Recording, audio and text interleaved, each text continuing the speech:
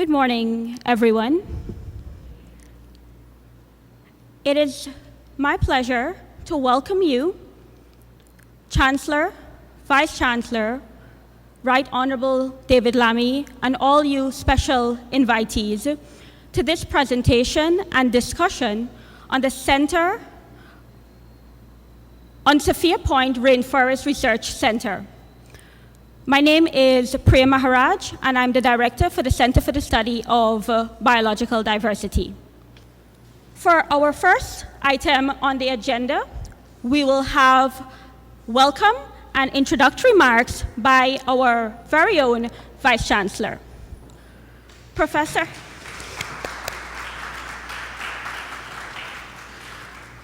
Mohammed is the 11th Vice Chancellor of the University of Guyana, and she's a full professor of behavior and communications. No, she is a noted scholar in her research both on humans and human systems. She's a key figure in the country as it relates to culture and academia, and she is a beloved teacher. Professor? It gives me great pleasure on behalf of the Chancellor of the University, the senior management team of the university, the faculty and staff of the university, to bid a very special welcome to our guests, the Honorable Professor David Lammy. And he is, of course, our Envoy Extraordinaire, also the first one of the University of Guyana. I was very, I think, happy to be part of the negotiations that convinced him to take up this very important role on the council of the university. And from this particular place, he has been really serving the university very, very well over the last 2 years. So he has been serving the university quite illustriously and very quietly for the last 2.5 years or so. Many people do not know this because his interactions have been generally at the level of the council, but he has been, in fact, opening many doors for us internationally in England. He has participated on many of our fora with, like, for instance, Cambridge University, where our speakers, our scholars have represented us, Dr. Eiffel being one of those. He has been speaking quietly in the background on fundraising matters. He has been advising me on and off as a Vice Chancellor. And of course, he has been basically keeping his eyes on the university. But today, we are here for a very special reason. Many people also don't know that he is a huge environmentalist, along with his dear wife, and they have done a very special thing in seeking to preserve a particular part of the country and to collaborate with the university in this regard. You'll hear some more about that when Dr. Maharaj and Honorable David Lammy speaks himself, as well as Sam, who is the director of the Sophia Point Center. Those of you who joined us for our first alumni gathering would know that we actually offered a prize to Sophia Point for persons who would have won either the bingo or the Guyana trivia. And so, just so you know that it's a real place, and whenever you can travel, you'll be able to actually take up your prize and to visit. In 2018-2019, in this very same room, about 274 scholars and others, persons of interest, businessmen, youth groups, gathered in this very same room over a few weekends to talk about the future of our country and the future of the university and its relevance to what we considered to be the arc of development that we saw coming with many changes. We analyzed 8 particular points and many reports, both UG reports and international regional reports, and we came up with 4 aspirational goals. The triggers that we saw in the environment at the time, when I say environment, I mean social, political environment. I don't mean the physical environment alone.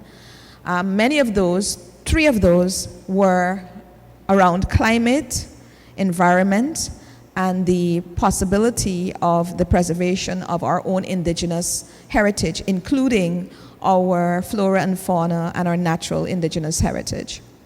And so this fed into our blueprint, our 4 aspirational goals that we had, and the second of those was that UG should be a center for excellence, solving the problems of our own country first, and then second, the region, and hopefully the planet, because it's an ecosystem, right? You can't interfere with one thing in one place and not the other.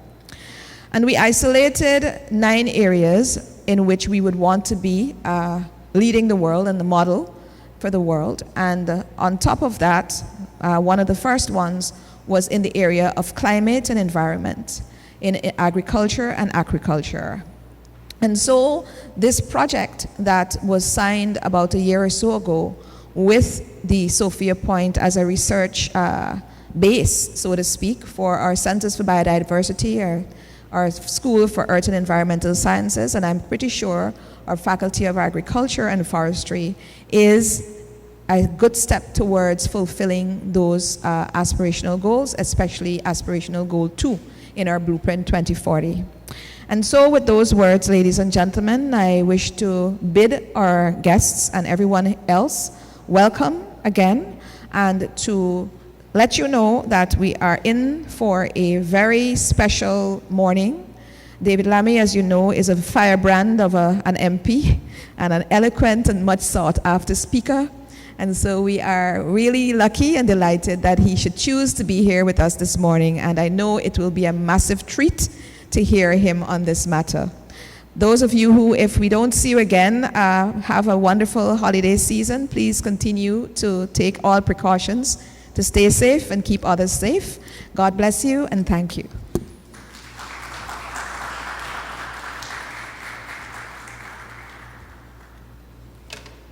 Thank you very much for those encouraging words and for those very futuristic words, VC. I would now like to invite for very brief remarks our Dean of the Faculty of Natural Sciences. Before holding the portfolio of Dean of our faculty, Dr. Thomas was the Director for Undergraduate Research at the University of Guyana. His research focuses on response styles, and he has also worked on technology adoption in education and social issues, including institutional trust and poverty. In addition to all of the roles he holds administratively and as a researcher, he also teaches within the Department of Math, Physics, and Stats, and he collaborates across multiple faculties, imbuing us with his knowledge on research methods and statistics, both at the graduate and undergraduate level. Dr. Thomas, over to you.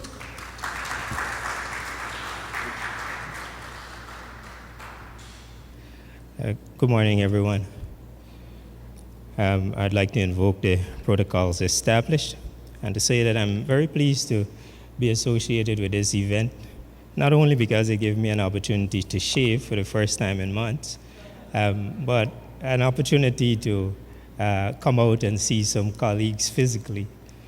I spoke with Dr. Maharaj earlier to find out what she will address. And as a result of that conversation, I would like to focus just a little bit on some of the benefits of this research center to our faculty. Prior to this, we had relied on the Ministry of Agriculture and Forestry, the Forestry Department, their resources for students to go out and do the kind of research that they need to do. We, as a result, had to adapt to the circumstances with respect to availability, with respect to whatever other agendas might have been being executed at the time. But we were nonetheless able to do quite excellent research. And so I think we are eternally grateful to the ministry for what it would have afforded us over the years. This center, however, in my mind, it marks a change in the way we operate and a change in what we would be able to do, and it will also impact on the research experience of our students, and I think ultimately on their perception about the quality of our programs. I will mention just a few of the benefits that I think are salient. Because we have a base that we can continue to work from on an ongoing basis, we'll be able to do longer term research. Our students, year after year, will be able to continue and build upon what their predecessors would have done. We don't have to focus on research that can be done within a year, completed, and you close shop anymore. It means that we can also be more strategic. And because of the position of the Center for the Study of Biological Diversity and its importance nationally, and the university in general, I believe we'll be able to advance national goals as it relates to the relevant research themes. And I believe this center will allow us to work more strategically on achieving those goals. We'll be able to expand our research focus and to take better account of multidisciplinary research. Again, because we have a base that we can refer to over and over and on a continuing basis, we can get mathematics people involved, we can get the social scientists involved, and we can continue to do work on an ongoing basis. And so, as Dean of the faculty, I think this is a really great time. It's a really excellent development, one that has strategic benefits to the university. I would like to thank our partners, the Right Honorable David Lammy, for his vision. I would like to thank Dr. Maharaj for pushing through with this as well. She's been instrumental from our end. And I know that the Right Honorable David Lammy has a team that works with him, and we have been in contact with them. And while I may not name you individually, I would like to recognize your effort and to ensure that you understand that we see this of significance to our faculty, to the work that we're going to do. And I would just like to thank everybody involved once again, and we look forward to a fruitful engagement.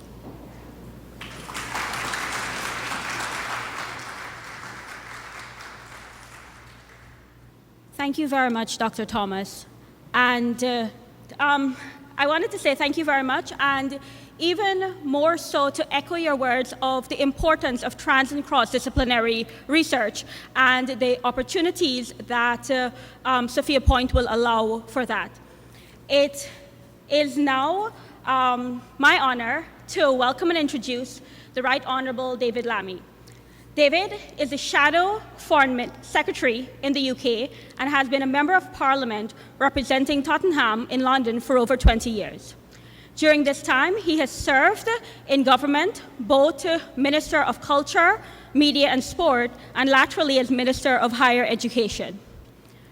David is known as one of the leading agenda setters in the fields of social activism, climate justice, multiculturalism, both in the UK and internationally.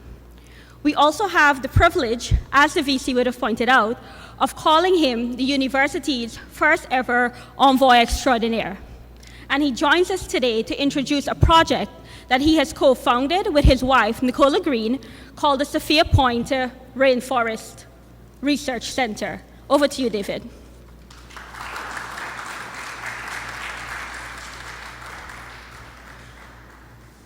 Well, let me just start by asking if we can play the video.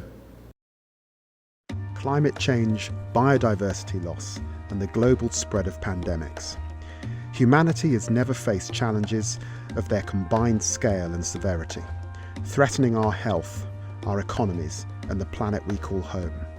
But there is a natural solution which can help tackle all three: the rainforest. The Sophia Point project will establish Guyana's first truly accessible wildlife and rainforest research centre.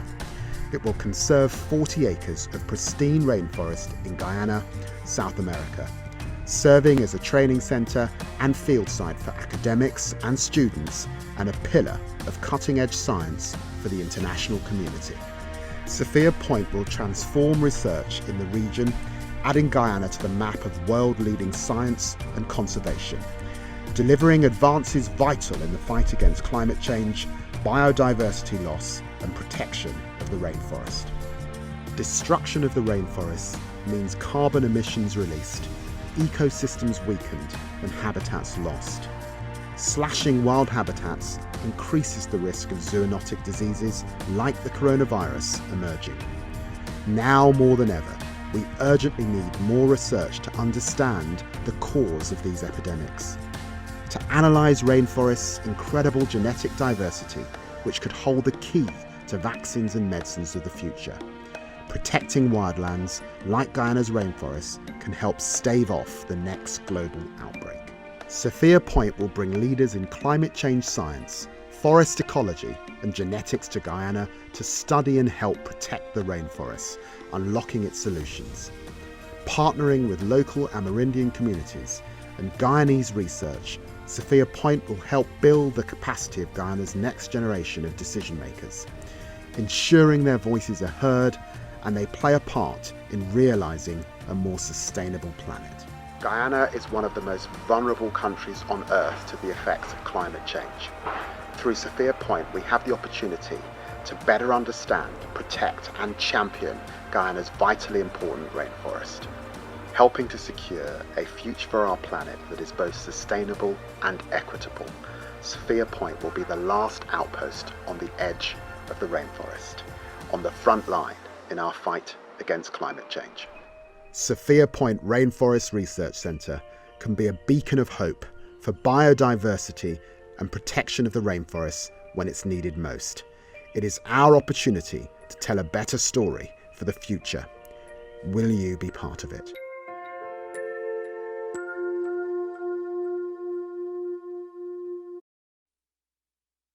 Thanking you all for being here. It's wonderful for me to be back in Guyana. Those that know me well know that I try to get to Guyana 3 or 4 times a year.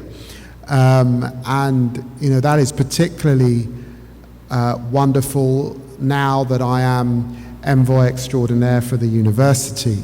It's been very hard not to be able to get back to Guyana, so it's nice to be back to Guyana after an 18 months absence. As you know, I am the proud son of West Coast Babetians, of Hopetown, and of Guyanese parents who are no longer with us. I look forward to being here again over the coming months, but absolutely for my wife and children to be back in Guyana with me next Christmas.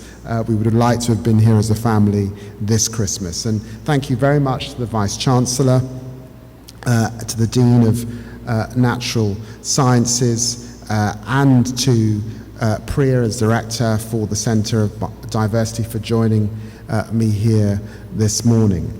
I want to start by putting what we hope to achieve at Sophia Point in context. In November this year, I spent time at COP26 throughout the climate change negotiations in Glasgow in Scotland. Like many, I was left disappointed by the final results.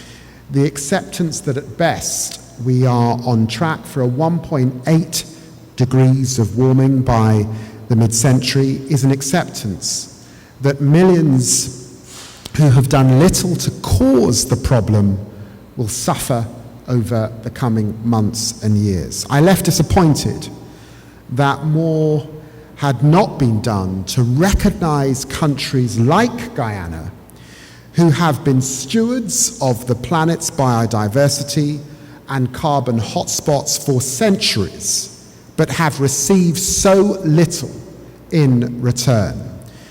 But I also left Glasgow inspired by the steadfast and unwavering of leaders such as President Ali and the Prime Minister of Barbados, Mia Mottley, who stood up for their countries and for a message of climate justice. Because as Prime Minister Motley said, we need under 1.5 degrees to stay alive. 2 degrees, for many of us, is a death sentence. And that reality cannot be ignored, and that message must not be overlooked. I also left COP26 inspired by the movement, the words and actions of young people from across the world demanding action, inspired by those unwilling to accept false promises, greenwashing, or their fate to be sealed against this climate emergency. And I left in no doubt that there can be no solution to the climate crisis that is not dependent on more inspiring, articulate, and passionate young people from countries like Guyana to help shape future solutions. And it is for those young people here in Guyana that the Sophia Point Centre was conceived, to provide the space for young minds to be inspired, for the next set of leaders to be informed, and for Guyana's incredible national story to be told by Guyanese. So when my wife and I were lucky enough to purchase this incredible spot on the east bank of the Essequibo River a few years ago, and on understanding the challenges faced, the ambitions felt by students and staff here at UG to carry out field studies, we understood the enormous positive impact a centre could have. So together with the university, we set about establishing the Sophia Point Centre.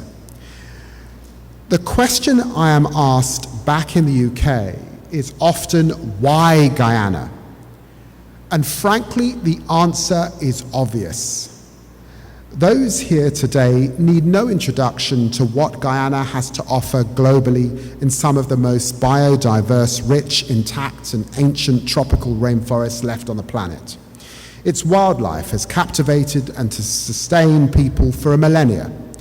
Its ecosystems play a critical role for the global community as a store of carbon and as a protective shield to the Amazon rainforest. And put simply, we need the Guyana Shield and Guyana's rainforests to have any hope of abating climate disaster or sustaining the Amazon.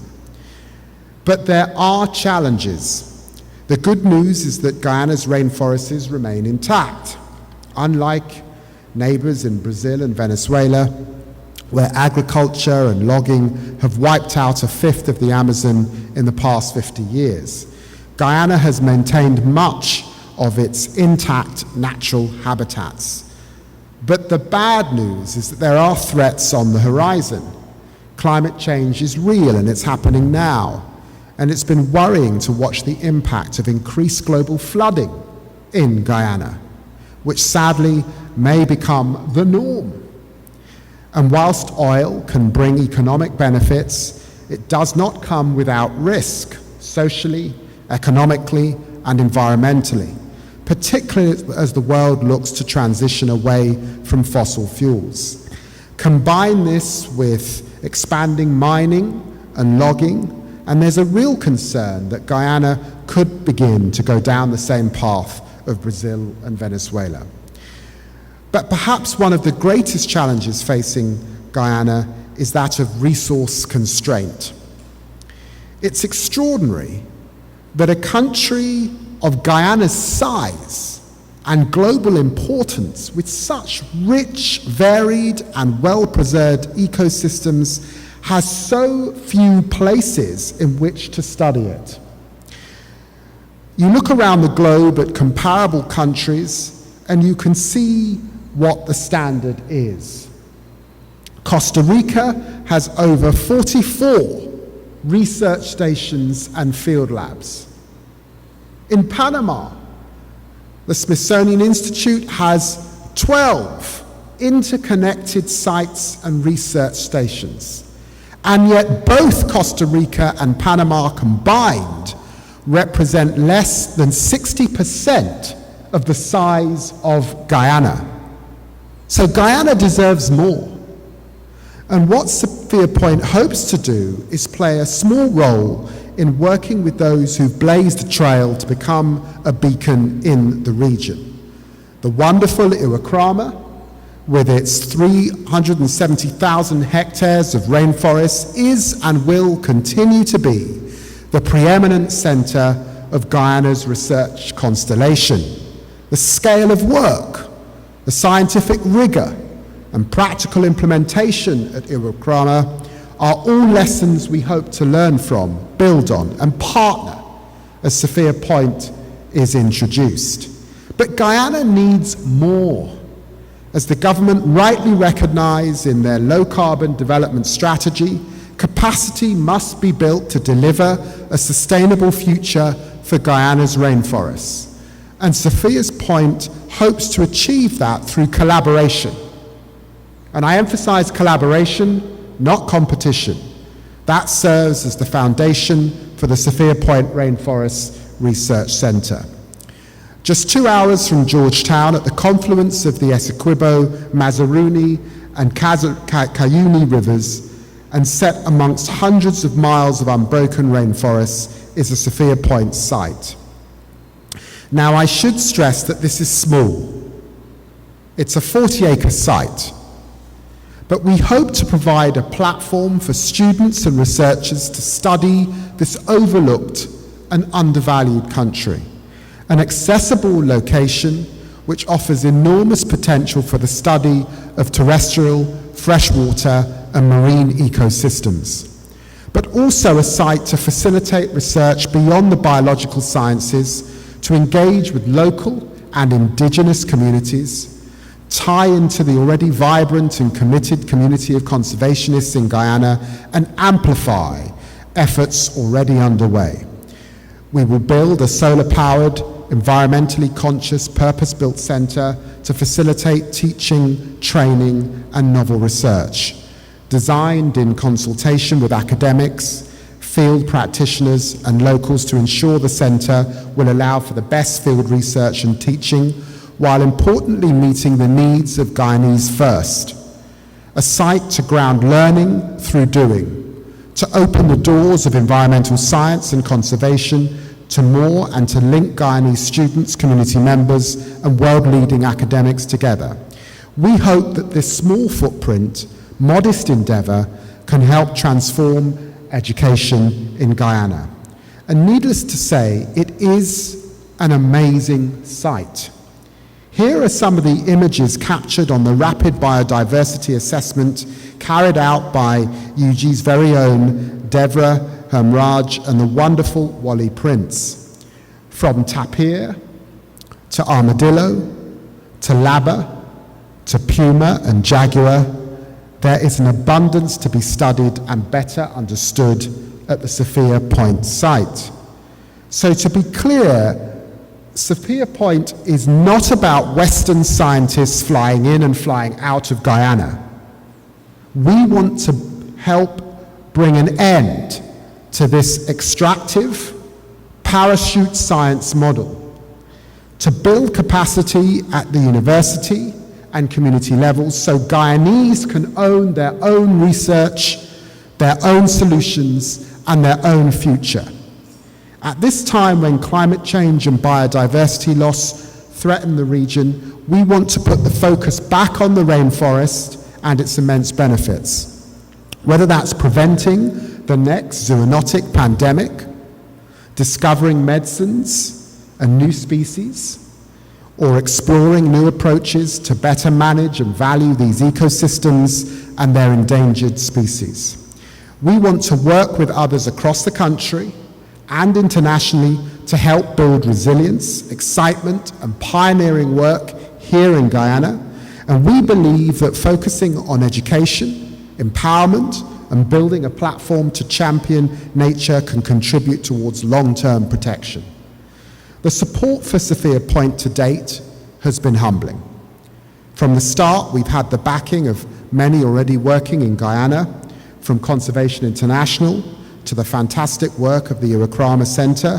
They all recognise that this opportunity to build the country's capacity together. The University of Guyana here is obviously our pivotal partner, and we're delighted to have signed a 10-year Memorandum of Understanding to work together on shared conservation and education goals.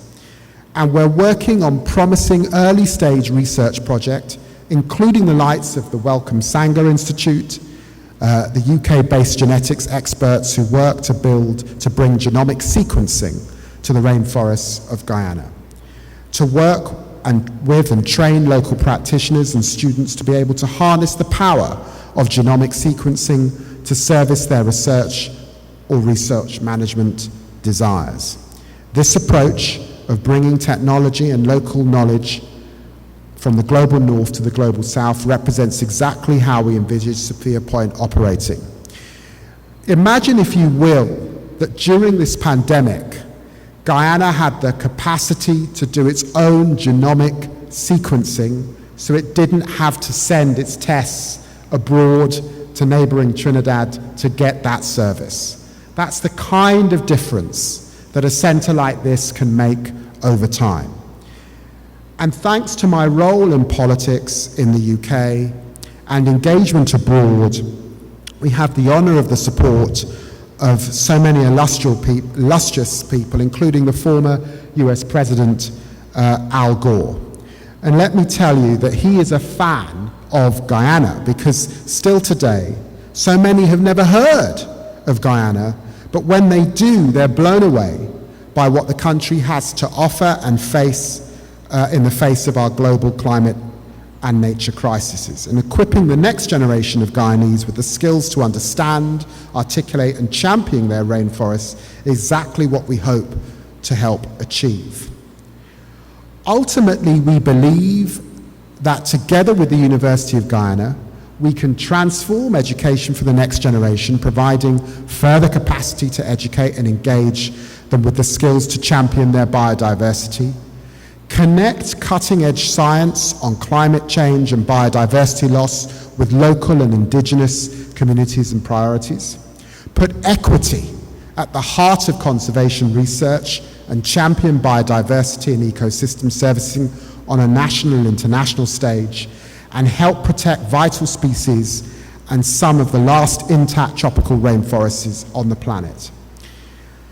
There's no question that meeting the challenges we face globally will require collective efforts, teamwork on an unprecedented scale.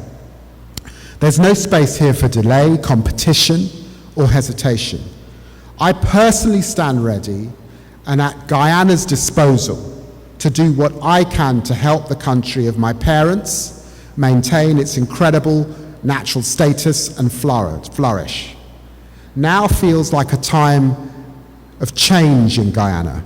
We have the opportunity to take action to prevent rather than cure, and to deliver a transformation in how we can live with nature through education, advocacy, and empowerment.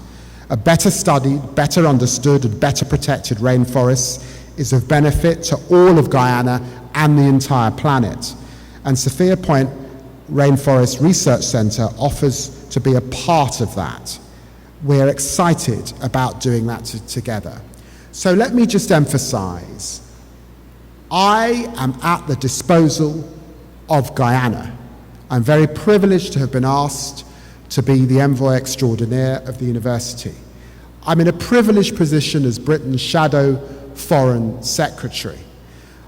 I want this centre to work in partnership, in collaboration, but Guyana deserves more than just one significant and major research centre. We need a hub and a spoke model so that we have 5, 6, 7 over time representing the different ecosystems that are here in this country. This is about Guyana stepping up to that challenge. It's about equipping our young people. The students of this university, indigenous communities, need an accessible centre they can get to at low cost, where they can do their work. And what I've tried to do, alongside my wife and others, is to raise funds abroad, so that, because the university can't afford to raise those funds, to build a small centre to allow that to happen so we can now work in partnership right across the country. And I stand ready to use my leverage also to support you and others to hopefully bring funds in, bring science, and step up over this next period. Thank you very much.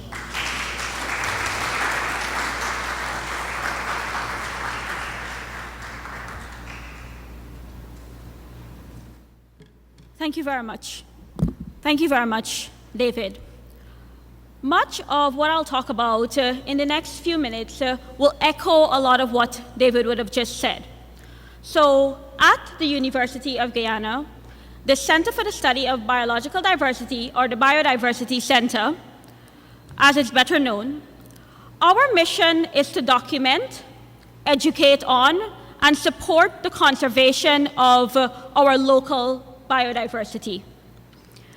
As the director of the center, as a biodiversity educator myself, and as manager of this mandate, it's very exciting, but it's also very daunting to live and to work in a biodiversity-rich country such as our own, where so much is still unknown. Sophia Point presents a unique and much-needed opportunity for our students and researchers. This station will provide an affordable and accessible site with an array of intact terrestrial and aquatic ecosystems, where junior and seasoned researchers can work together to assess and monitor biodiversity at the genetic, species, and ecosystem levels. And they can do so on a long-term basis. And the reason that I've pointed that particular point out is because much of our biodiversity data is fragmented. Therefore, it's very important for us to have a long-term data set where we can look at trends and we can compare those trends to what's happening in comparable ecosystems. Therefore, there are many benefits that I can envision with Sophia Point, many of which David has pointed out. But there are 3 points that I would like to leave you with. First, working with Sophia Point will encourage and enable locally driven research and learning in multiple fields. I do not see this as being a center where our biodiversity students go. I do not see this as a center where our environmental sciences go or our agricultural sciences go. I see this as a center where we have all of those faculties, and we have our communication students, and we have our art students. I see this as a place that can inspire science and creative works of all kinds. 2, working with Sophia Point will facilitate further capacity building for our students, who really are the newest generations of environmental stewards. And finally, I see working with Sophia Point as a place that will empower and provide opportunities for our students to interact with the global scientific community through joint research and further collaborations. And this will expose them to leading-edge technology, such as DNA research, as David would have spoken about. For me, all of this is very important, because as a researcher myself, as a Guyanese, and as a teacher, I would love for us to be at the forefront of informing science and policy in our country on our biodiversity. Thank you very much. What I would now like to do is I would like to open up our question and answer segment for about 30 minutes. We'll take questions from the floor and for those that are online. Thank you very much. And I'd like that session to begin, and I would like Sam to kindly join the panel. Sam Airey is the director of Sophia Point. Okay, good morning, and thank you for the opportunity for being here. As most of you are aware, I'm the Dean, Faculty of Agriculture and Forestry, Lawrence Lewis. And my faculty is involved in a lot of field research in the area of forestry. One of the key problems that we face in terms of doing forestry research is accessibility to sites and the cost to access them. So, as any good leader, that's the key in this process, is to know the kind of arrangement that is in place for accessing the site and also the cost involved in doing so. Let me say from the onset that we are happy to have another center to visit. It gives our students an opportunity to understand the different ecosystems of Guyana. And yes, we have. This has been something that the faculty has deliberated on numerous occasions. Where else can we go? We have utilized sawmill sites and other areas, but since this one is of that nature, it will be of significant benefit to us. So the key is the cost to access and how often can we be able to go there in terms of the logistics. Thank you. The cost to access this site is a bus trip from Georgetown to Parika and then a boat to Bartica, effectively. And we are building a site where you can put up your hammock and things and stay on the site. So it's low cost. We're keeping it as low as possible. That is the ambition and the dream.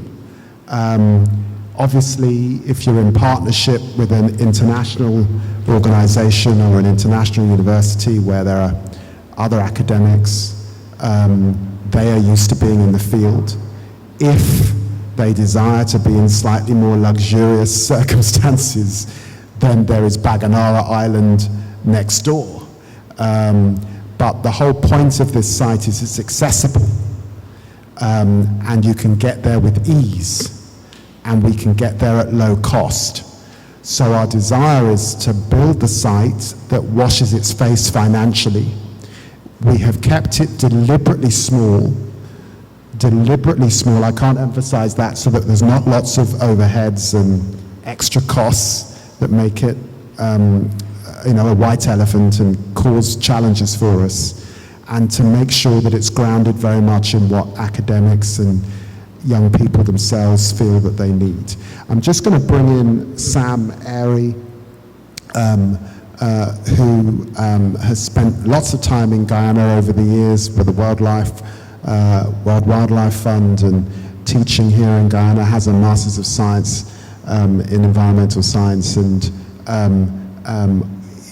is coming to get the centre going in partnership with you over the next few months. Thank you, David, and thank you all for being here. And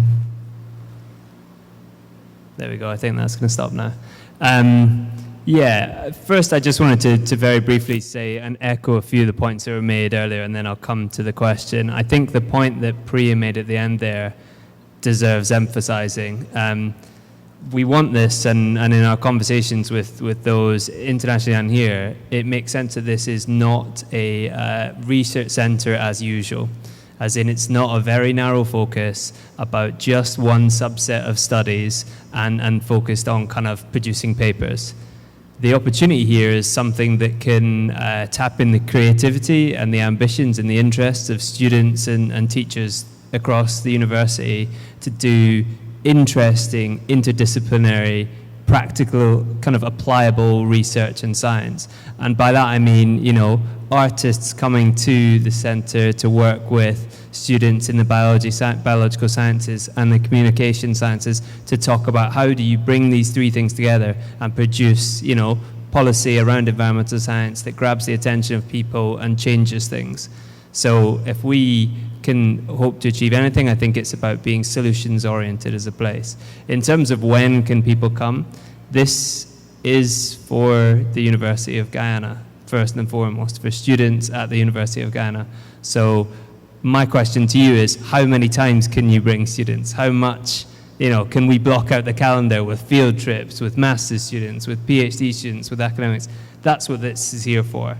So, we give the guarantee now that it's not an ecotourism site. It's not a site for away days for business trips. It's for students to come. And already we've had some master's students come to the site and study the rusty tree frog and a few other things. And already you can see that the opportunity of students being able to be a little bit more creative and ambitious with what they want to do, because they've got a really close by facility that is very, very low cost to travel to, very low cost to operate in, and it's something that we want to help subsidize. So if we can, and we can put forward some sort of support as the centre grows to help students with travel grants or research grants, and that is also something we'd be really interested in working together across the faculties to make a reality.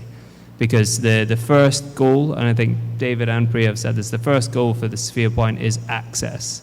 Can people, Guyanese, have access to a place to study and learn? And that, if we achieve only that, is success as far as the centre is concerned.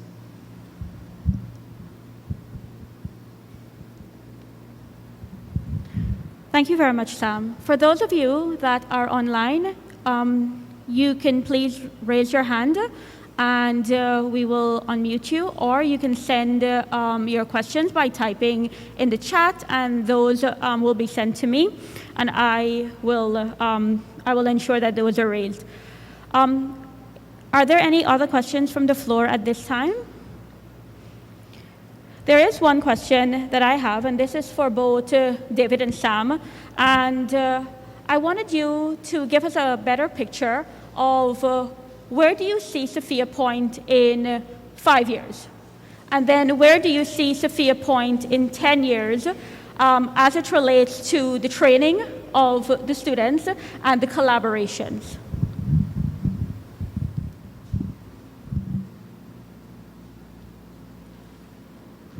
Well, I think that Sophia's Point in 5 years will be up and running.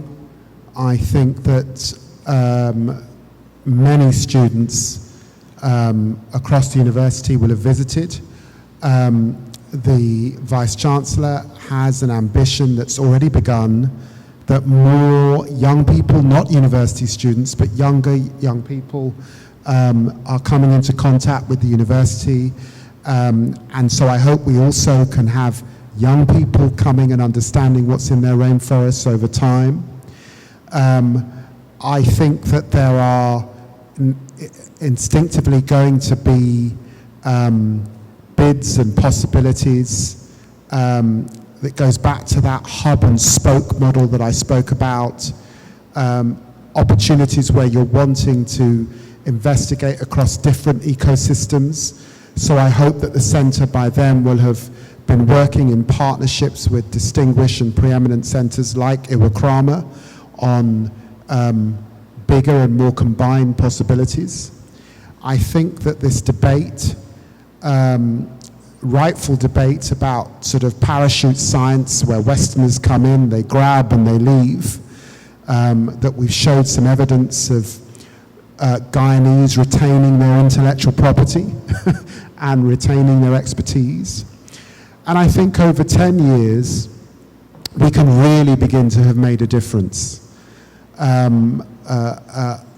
Guyana will be a mature oil and fossil fuel economy by then. So it's going to be critical, isn't it, that that conservation piece is maintained, particularly in young people, but I suspect particularly know that despite the fossil fuels, that the conservation piece is at the heart and the centre of Guyana. That's the ambition also of the government, and I hope that we'll have played a small role in that over the next 10 years. Thank you. I think, obviously, to echo everything that David said, but science and research takes time, and I think there's no doubt about that. So some of the goals in the 5 to 10 years is that we're starting to see permanency in the research that can be conducted, and a data set and a kind of baseline for longitudinal research and all of these things which have security, because this is a place that, you know, we want to see exist in 20 years and 30 years and beyond. And for alumni of the university and those that have based their early research at Sophia Point to be coming back and teaching field courses and running their own projects and having, you know, international collaborations with the University of the West Indies or the US or the UK, and bringing those to Sophia Point and having those kind of reciprocal peer-to-peer teaching. And I hope that in 5 to 10 years, we can't predict now what it will be. I hope that it will flourish into something creative and to meet the needs of now and meet the needs of then. So I think the nice thing in what has existed so far, and it's what I want to emphasize to people in the room, is that to date, this is a center, it's a building, it's a space, but it is a blank canvas also in the program of work that will be conducted there. And that's where, you know, I set the challenge to you to come to us and to work with us, and not just the university. That's an opportunity for us to work with, you know, the other national parks, the protected areas, the Iwakrama, Shell Beach, right across Guyana. And so in 5 to 10 years' time, you have what starts and the seed of what you can see in places like Panama, where you have these interconnected systems of research stations that share data, that share methodologies, that share, you know, real-time monitoring, that share research practices, that have shifting studentships or fellowships. These sort of ideas, I think, many in Guyana have said is what they'd like to see, and I would echo and agree with them. I think that's the right way to go.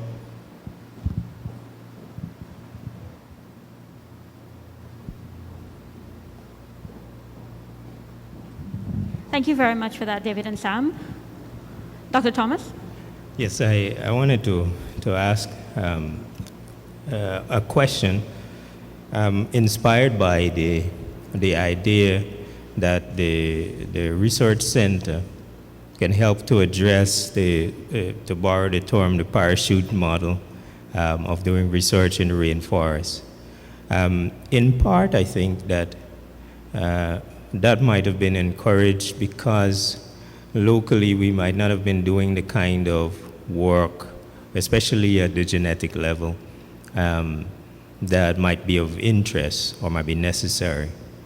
And I was wondering to what extent the research center will help to address this, and perhaps to Dr. Maharaj, what complementary programs or activities we are attempting to put in place at the university to complete that circle so that we can essentially do all the work that we need to do within the country.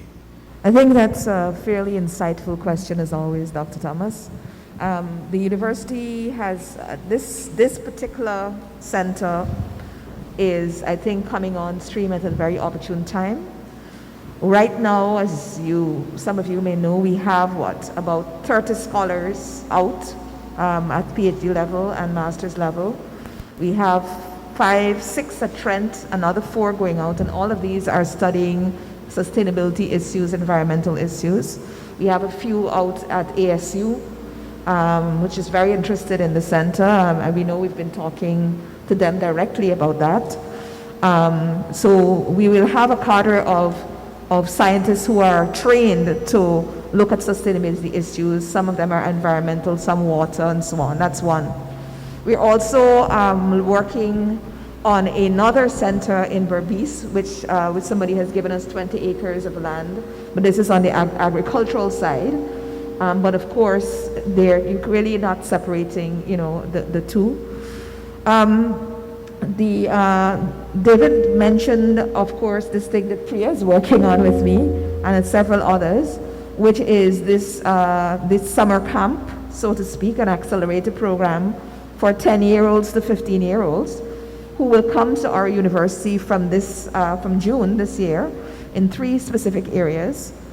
These are talented young people in biodiversity and environmental studies, in STEM, so engineering, maths, chemistry, and physics, and in robotics and computing. So the idea is that all of these things could actually work together to form a fulcrum maybe of activities in which the center can work.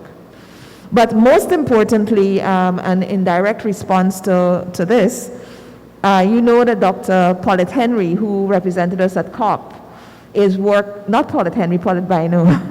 Paulette Bino. We have 2 Paulettes, and both of them are special in different ways. One is gender, and the other one is biodiversity. So Paulette Bino is working on the university's planet charter.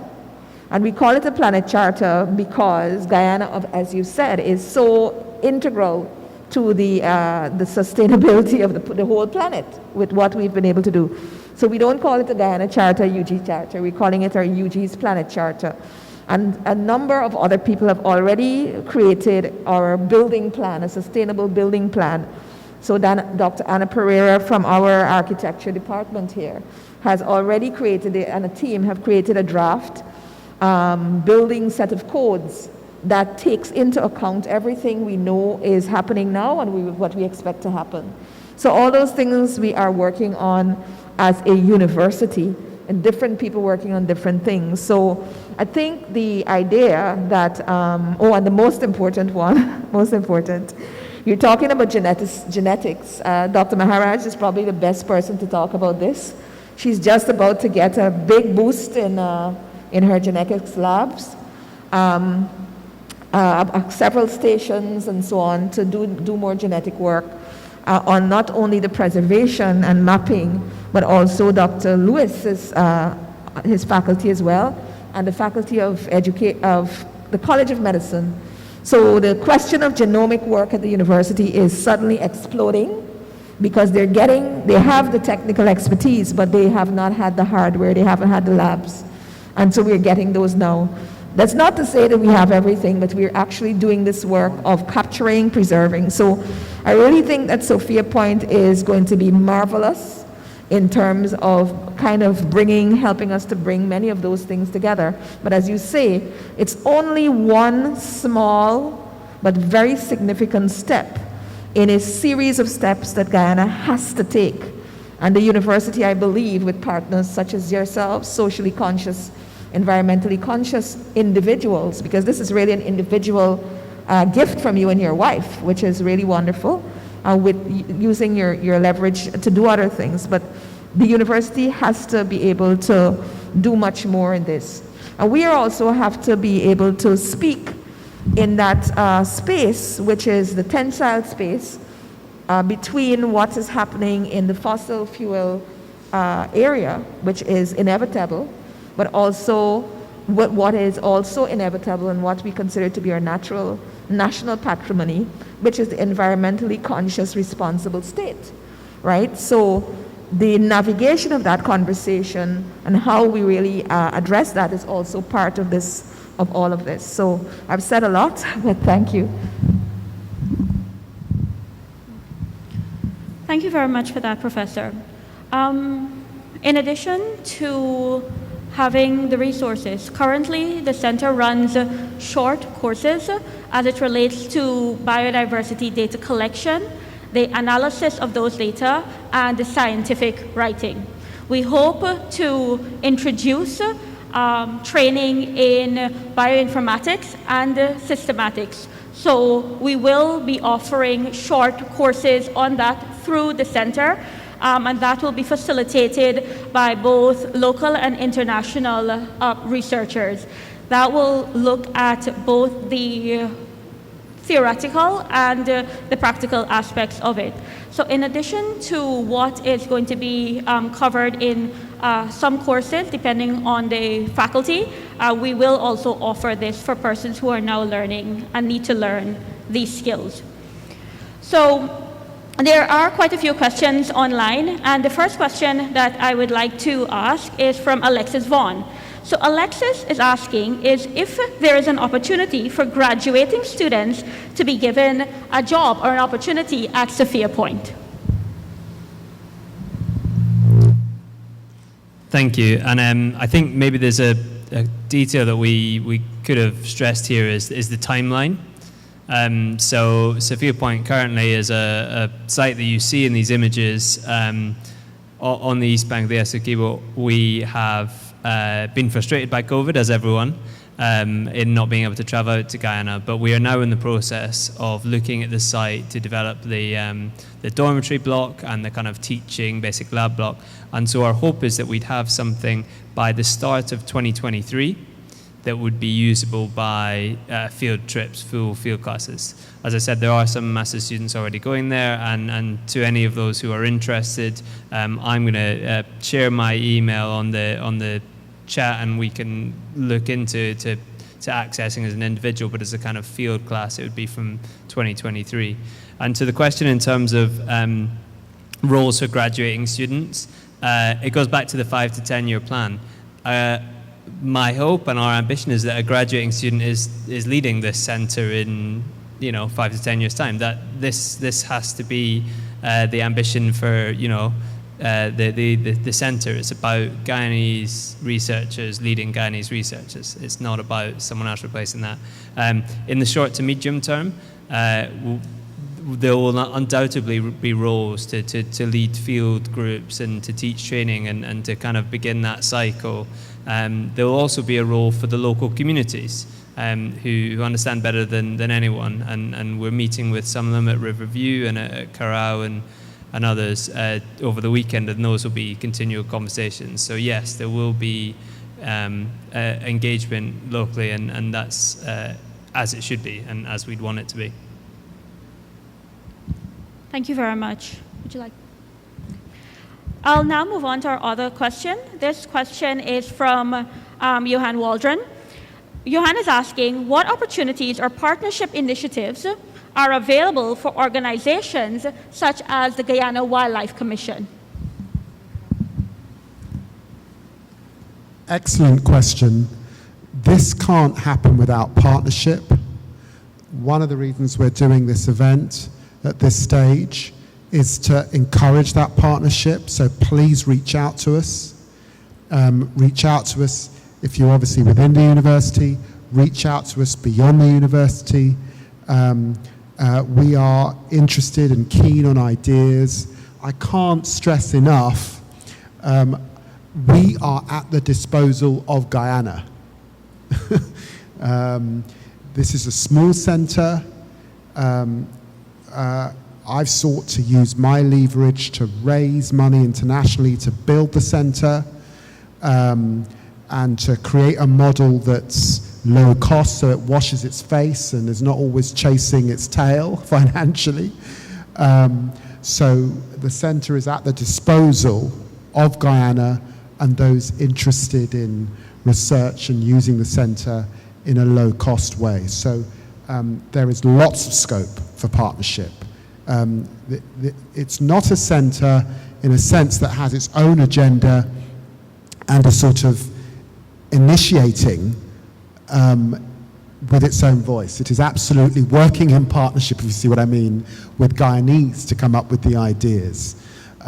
So partnership, collaboration, key, not competition. That is not what the centre's about. Thank you very much for that, David. Our next question is from Christina Edwards. She's asking, she is an anthropology student, and she's asking what research opportunities are available for her and her area of study. Okay, I think that's for me. So my undergraduate was in anthropology, and again, I'd want to put it to her and say, what would you want to do? What would you be interested in doing? But straight off the top of my head, you know, there's significant mining communities in the northwest of Guyana, particularly around Corral and onwards. That's a fascinating, for me, anthropological study of the market dynamics and the social dynamics of mining communities. There's Bartica right on the doorstep, again, a really interesting confluence point. You know, there's a lot of movement from Venezuela across. There's indigenous Amerindians there, there's miners, there's all sorts there. It's a kind of anthropological piece of field research.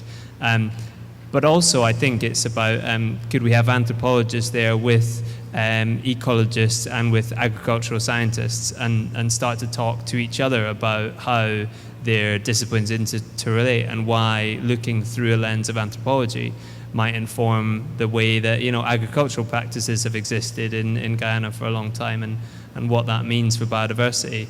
Yeah, I think anthropology has got a real role to play in some of these centres and hasn't always been welcomed into the field. I was an anthropologist and we didn't necessarily go out to these field centres, and I think we should. I think that there's a reason that you should bring the social sciences and the hard sciences together and do more of that, and that interdisciplinarity is what Sophia Point wants to do.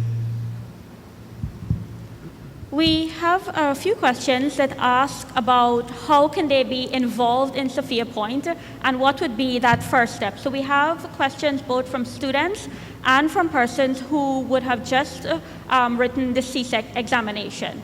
So what would be the first step, Sam? Get in touch. So my email is on the website. The email will be on the Skype. As David said, we are deliberately not rigid, so now's the time to have those conversations and see what we can do. This place is at the disposal of those kind of people. So yeah, I'm happy to have those conversations and continue to have them, and let's like design and create and think about what we want to do.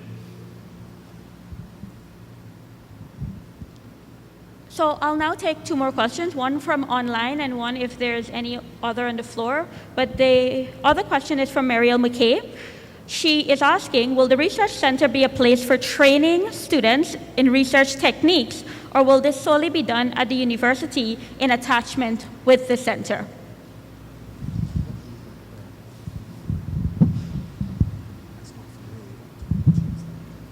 So for this research center, I envision a combination of training. In addition to doing some work at the University of Guyana, some work will be done in attachment with the center. However, depending on the training course that we may offer, the entire training course can happen at the Sophia Point, especially if we're doing a course, for example, in wildlife collection methods. However, if we are doing a course in genetics, what may happen is that we may have a short theoretical portion that's offered at the University of Guyana, and then participants move to the field site where we teach them about sample collection and how those samples need to be treated before it's brought back to the lab. So the students come back to the lab and they're able to go through all of the steps. So the theoretical bit to begin with, which deals with what are we going to do in the field, they go into the field, and then what happens after the field. And that will cover the entire process. And of course, it will not stop there. After you have this data, how are you going to disseminate that data? And this fits very well into the center and the training that we offer, especially as it relates to scientific writing. And of course, we are hoping for many collaborations, especially with communication, so that we are able to disseminate this information to the wider public. Sometimes I think we get caught up with scientists speaking to scientists. But when you think about conservation, you cannot just think about one scientist speaking to another or to a room of scientists. We need to think about how are we going to get everyone on board, because it's our biodiversity. So for our last question, I would like to ask if there's any question from the floor.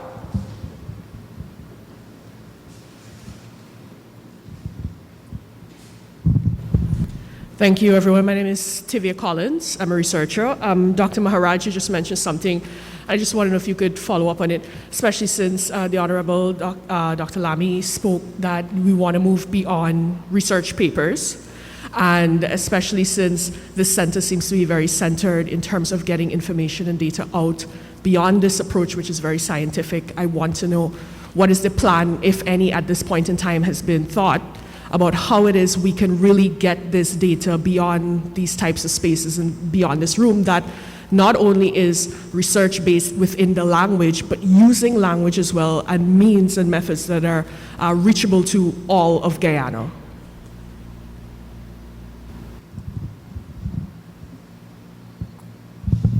Yeah, so if I understand the question, it's about how do you go beyond just producing scientific papers and make it kind of communicate to a broader audience. I think there's a number of ways we can do that. I think the first and most important, and I'm probably repeating myself here, but I hope for good reason, is that we work with the people who are studying the communication sciences, right? We work with people who are in the marketing degrees and the other programs, and we bring them together and kind of coalesce. As a center, the Sophia Point Center, a big part of our presence has to be online, because there's only so many people you can fit on a site in the Essequibo. As David said, it's a site of 16 to 20 max students. So the platform that we build as a website, and I think we need to think of that as more than just a website, needs to be thought of as a tool for presenting the information. And so those could be, co-created vlogs, blogs, interactive experiences, live camera trapping, all sorts of things that can bring Guyana to rainy Scotland, where I'm from, or to, the Rupunini, or wherever it might be, and share the message of research and efforts. And then the other one is that I'd say through novel means. So my example here is we have begun early on. David's wife, Nicola, is an artist, and we've already begun with an art group in a kind of collective internationally who are interested in climate change, how you communicate climate change through art. It's not a traditional means through which you do it, but it's we all learn and understand and interpret information through different means. And so it's one example of how we could do something at Sophia Point, whether that's produce art locally, produce art with artists, and have that connect into an international collaborative of kind of how you communicate climate change through art. And that's another, example of where we can try and be creative with what we do. Because I think as we were told recently by Dr. Lucy Spellman, who is a veterinary zoologist who now teaches art students biology, when asked, why do you do this? Why do you do something different to why not just stick with veterinary zoology? She said, currently we're not getting it right? Biodiversity is still declining, climate change is still worsening, there's still a number of negative things. So why do the same things that are producing these results? You have to be creative, you have to change, you have to do something different. And again, so my challenge, I guess, back to those is, if you think that Sophia Point might be of interest to you, come to us and challenge the way you might have done something in the past, because Sophia Point can be a platform for that, for doing something a bit more creative and experimental. And hopefully that will bridge the communication gap that we definitely need to do. Thank you very much for that, Sam. And I just want to highlight something that the VC would have said, which is working with children, so 9 to 15. I can tell you, I've worked with children, I've done camps with children. If you want to get the word out about biodiversity, you want to get the word out about anything, you get children excited about it, and they get their entire household. So that is also, another way in which we hope to get that off the ground. Unfortunately, due to time constraints, we will have to close off now. Before we say our closing remarks, and we have a very short vote of thanks from one of the students, Major General Josing sends his congratulations to David Lammy, VC in the university team, for initiating this profound collaboration in scientific research, onward and upward. can I just thank Major General Joe Singh for his support right from the beginning and his advice. This is now going back a couple of years on how we could move forward in collaboration. So I'm very grateful to Major General Joe Singh for his support. Thank you very much. And for closing remarks? Well, look, can I thank the university very much. Thank you all for your patience. As I said, we've not been able to get back to Guyana as much as we would have liked over the last 18 months because of the pandemic. That slowed us down a little, and it's meant also that some of the engagement that we would naturally have done has not been possible. We've obviously remained engaged with the university, but leadership and Priya and others, but we've not been able to get out and about in Guyana in the way we would have liked. But the other side of that is that we have been able to raise the funds to move forward because through philanthropy and generosity, there is a greater understanding of the importance of Guyana, and particularly the importance of Guyana's young people and Amerindian populations at this time. So it's on one level we've been able to raise the funds, on another level we've not been able to get out and about in Guyana as much. So now we're able to come back and get out, touching wood that Omicron doesn't challenge us further, and we're able to move forward hopefully and build. And I think this is a very, as the Vice Chancellor said, this is a very, very interesting time for the country and for the planet. And just to emphasize this point, as I said before, Costa Rica has 44 centers and has majored on these areas globally. Guyana is double the size of Costa Rica, much more than that, and deserves more and has such a pivotal role to play in the world. So I hope we can step up to that over the coming months and years. Thank you very much, David. VC? I just want to say thank you to Honorable David Lammy and to Sam and to yourself, Priya, and the faculty for spearheading this and continuing to do the work in it. My job is always very simple for these things. I get to come and say nice things and sign off, but really the work is done by our hordes of wonderful, dedicated academics and students. And so I'd like to really sincerely thank you, David, and your wife, all those persons who have been, I know, helping. I know you've been beating the paves, doing a lot of work internationally and otherwise, Sam, for the academic bent and everything you've done, and Priya for the visioning and work of what you're doing. And of course, Dean, for supporting this from very inception. So Dr. Eiffel has had a part in this as well from her institutional advancement side, and the university, of course, is very, very committed to not only the question of bringing carbon emissions down, but also to modeling the science, the practice of human behavior, as well as creating the public awareness from the level of children, as Priya is saying, all the way up to try to do our part. And so we thank you. I'd like to also thank the persons who are here online this morning. Thankfully, we have that opportunity now. So while COVID has presented many challenges, it has given us an opportunity, even when it's pouring rain, for people to still be online and to engage. So thank you all for your questions, your interest online.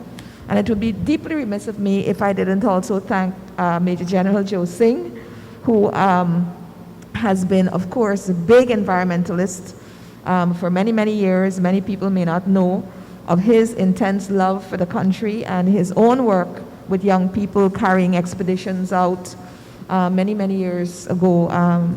And we've been invigorating him to try and still do some more, because his knowledge of the geography of this country is really absolutely splendid. And it would be really terrible for us to miss out on that. So he's no longer a pro-chancellor, but he's our deep friend and continues to be closely associated with the university. So we thank him for being there, but also his work. And that's basically it from me until the actual person who has to give the vote of thanks is allowed to do it. Thanks very much. Thank you very much, VC and David. In addition to Major General Joe Singh, the Chancellor sends his congratulations on this initiative. Absolutely remiss of me not to mention the Chancellor, Chancellor Green, who has also been very instrumental right from the beginning. I've so enjoyed working with him over the last couple of years, so absolutely remiss. Thank you so much, Eddie Green, Chancellor, for all that you have done and the support personally that you give to me. Very grateful.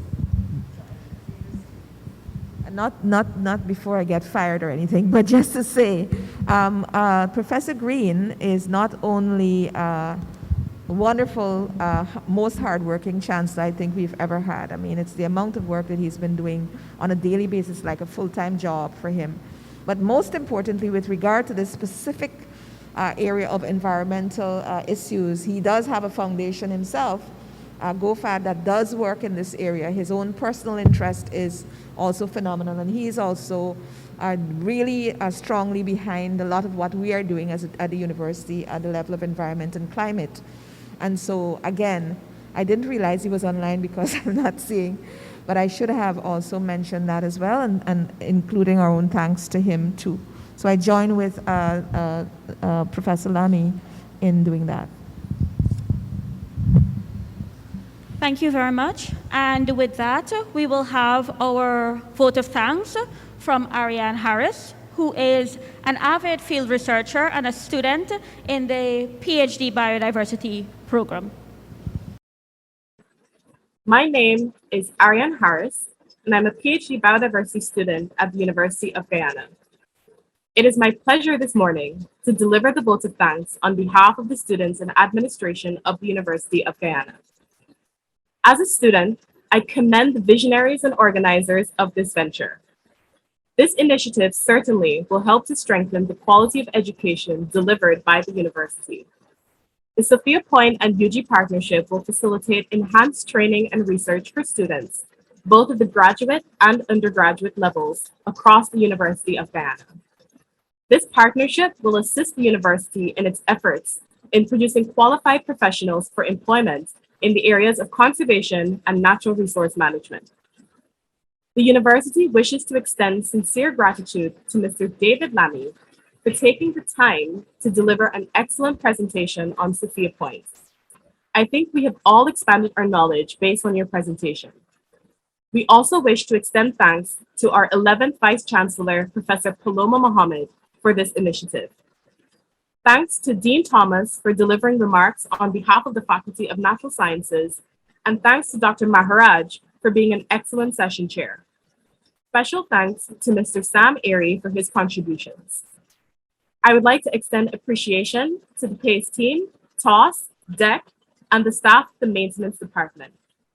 We are also grateful to you, the media, and you, our special invitees, for gracing us with your online presence.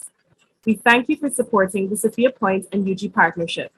Let us all continue to propel the university to discover, generate, disseminate, and apply knowledge of the highest standard for all. On behalf of the students, thank you.